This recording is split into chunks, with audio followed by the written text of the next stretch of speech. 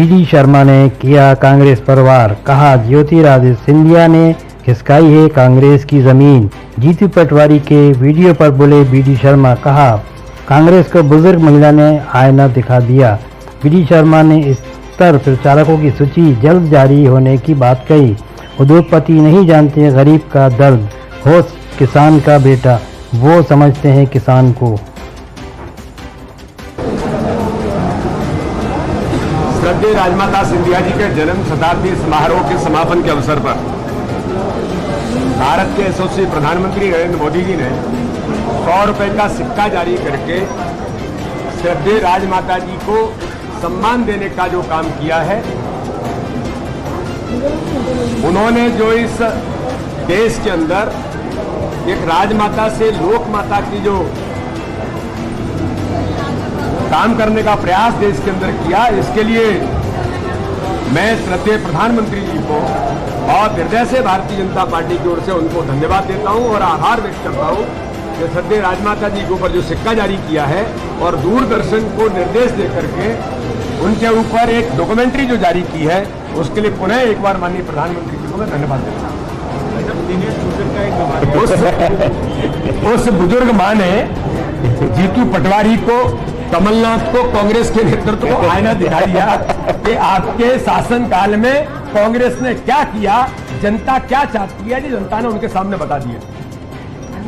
मध्य प्रदेश के हमारे जो नेता हैं और हमारी जल्दी ही स्टार प्रचारकों की सूची आपके सामने जारी होगी, तो जो लोग हैं वो उस काम में, जिनको काम मिला है, वो सभी लोग इन रैलियों में, बाकी चुनाव प्रचारों में अपनी ताकत के साथ पोपट का विधायक,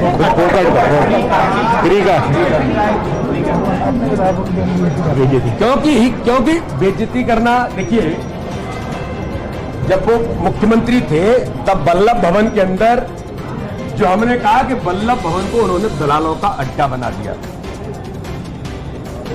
किसी भी जनप्रतिनिधि का सम्मान उन्होंने कभी नहीं किया, चाहे वो उनके दल का हो चाहे किसी दूसरे दल का हो।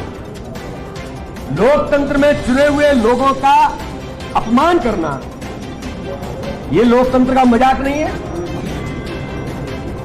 और कमलनाथ जी ने उसने भी लोगों की अवहेलना की और आज भी इस प्रकार का बयान देकर के चुने हुए जनप्रतिनिधि का अपमान करने का काम कमलनाथ जी कर रहे हैं। और कमलनाथ जी को हमेशा पैसा दिखता है और ये मध्य प्रदेश के अंदर भी इस प्रकार का अगर कल्चर डेवलप करने का काम किया है, तो मैं पत्रकारों के सामने वो दावे के साथ कहता हूं, मित्रों, इस मध्य प्रदेश के अंदर इस प्रकार की खरीद फरोख्त और दबाव की राजनीति करने का काम भी कमलनाथ, तुमने दिग्विजय सिंह के इशारे पर मध्य प्रदेश के अंदर शुरू किया था, जिसको हमने रोका और उसका परिणाम हुआ कि आपको सत्ता से बाहर जाना पड़ा। राजमाता सिंधिया जी ने इस देश के लिए, गरीबों के लिए, हर प्रकार के समाज वर्ग के लिए जो काम किया है, आज मुझे गर्व है कि मेरे प्रधानमंत्री ने उनके कामों को, उनके सम्मान को और एक राजमाता से लोक माता बनी श्रद्धेय राजमाता जी को जो सम्मान दिया है, उसके लिए मैं उनको एक बार पुनः बधाई देता हूं और हृदय से उनका आभार व्यक्त करता हूं। लेकिन ज्योतिरादित्य सिंधिया जी ने जब कांग्रेस की जमीन खिसका दी और कांग्रेस की जमीन खत्म हो गई, इनका अस्तित्व खत्म हो गया, तो इसके अलावा और अनर्गल आरोप लगाने का काम कमलनाथ जी और दिग्विजय सिंह नहीं करेंगे तो कौन करेगा? जिसकी जमीन खिसकती है तो उनको यही सारी बातें दिखती हैं। इससे पहले क्या थे, जरा कमलनाथ जी बताइए, माधवराव सिंधिया जी क्या थे? और ज्योतिरादित्य सिंधिया तो वो शख्स हैं कि जिन्होंने राम मंदिर का समर्थन किया था, जिन्होंने धारा 370 का समर्थन किया था कांग्रेस में रहकर, जिन्होंने सीए कानून जिसको लेकर के कांग्रेस क्या क्या देश के अंदर कह रही थी, तब भी मात्र ज्योतिरादित्य सिंधिया ने कहा था ये कानून देश के हित में कानून है। तो वो तो देश के लिए ज्योतिरादित्य सिंधिया के अंदर बीज तो राजमाता जी के परिवार में आज से नहीं, बचपन से थे, जो आज प्रस्फुटित हुए हैं। कल एक ट्वीट किया है कमलनाथ जी ने कि ये जो चुनाव है ये लोकतंत्र को बचाने का चुनाव। कांग्रेस के एक वरिष्ठ नेता ग्वालियर अंचल के गोविंद सिंह ने कहा है कि कमलनाथ के निर्णयों से लगता है कि कांग्रेस के अंदर आंतरिक लोकतंत्र खत्म हो गया है। और जो लोग लोकतंत्र की दुहाई देने वाले, कमलनाथ जी, मैं आपसे पूछना चाहता हूं, इस देश के अंदर लोकतंत्र की हत्या करने वाला कौन है? इस देश के अंदर लोकतंत्र की हत्या इमरजेंसी लगा करके इंदिरा गांधी के नेतृत्व में, संजय गांधी के साथ मिलकर के, कमलनाथ जी आप सबसे बड़े रणनीतिकार, इस देश के लोकतंत्र की हत्या करने वाले रणनीतिकार थे। आपको किस मुंह से आप ये कहते हैं कि लोकतंत्र बचाने का चुनाव है? आपने तो लोकतंत्र की हत्या नहीं, लोकतंत्र का जो हो सकता है वो किया है। और श्रद्धेय राजमाता जी जैसे लोग, जिनकी आज जन्म शताब्दी समारोह का समापन का अवसर है, वो 19 महीने आप लोगों के लोकतंत्र की हत्या में, उनको 19 महीने जेल रहना पड़ा था। और मैं कहना चाहता हूं कि आपने जिस प्रकार से इस पूरे मध्य प्रदेश के अंदर, कमलनाथ जी, आपने जो धोखा देकर श्रद्धेय राजमाता जी को इमरजेंसी के दौरान जेल के अंदर डाला था, ज्योतिरादित्य सिंधिया ने वो कदम उठाया है कि कमलनाथ जी अब आपको जल्दी ही बोरी बिस्तर बांध करके पश्चिम बंगाल जाना पड़ेगा। देखिए मित्रों, कांग्रेस के नेता दिनेश गुर्जर जी ने कहा है कि कमलनाथ जी तो इस प्रदेश के नहीं, देश के बड़े उद्योगपति हैं और शिवराज सिंह चौहान तो भूखे नंगे हैं। दिनेश जी, आपने ठीक कहा कि शिवराज जी एक गरीब घर के, एक किसान के बेटे,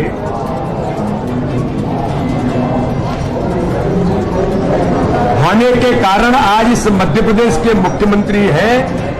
तो आपके कमलनाथ जी उद्योगपति होने के कारण से उन्होंने कभी गांव नहीं देखा, गरीब नहीं देखा, गरीब का दर्द नहीं देखा, उन्होंने कभी धूप नहीं देखी, धूल नहीं देखी। वो गरीब का दर्द क्या जाने, जो भूखा नंगा है, जो गरीब का बेटा है, जो किसान का बेटा है, वही तो किसान और गरीब का दर्द जानता है। इसलिए मैं पूछना चाहता हूं कि वो भूखे नंगे गरीब का बेटा, किसान का बेटा, गरीबों को, उनको रहने के लिए मकान देता है, लेकिन कमलनाथ जैसा उद्योगपति उनके रहने के मकान के अधिकार और हक को छीन लेता है, उनको नेस्तनाबूद करता है। उन गरीबों को मिलने वाली उन योजनाओं को, जो संबल से लेकर के हर उन छात्रों को, उन गरीबों को सुविधाएं देने का काम गरीब, नंगे और भूखे का बेटा,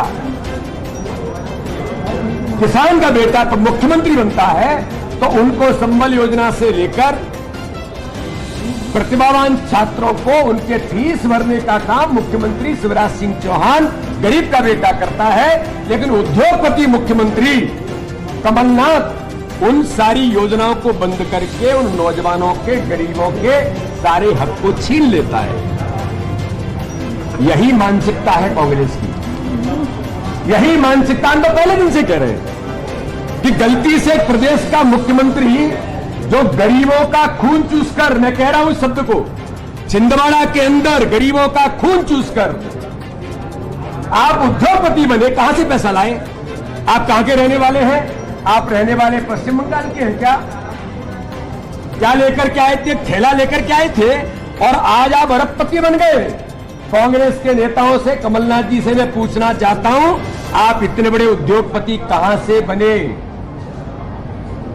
आपने गरीबों का खून चूसकर मध्य प्रदेश के अंदर, मध्य प्रदेश को धोखा देकर आप इतने बड़े उद्योगपति बन गए और आप फिर मध्य प्रदेश को गरीबों के साथ अन्याय करने का काम, झूठ बोल करके उनके साथ छल करने का काम मध्य प्रदेश के अंदर कर रहे थे।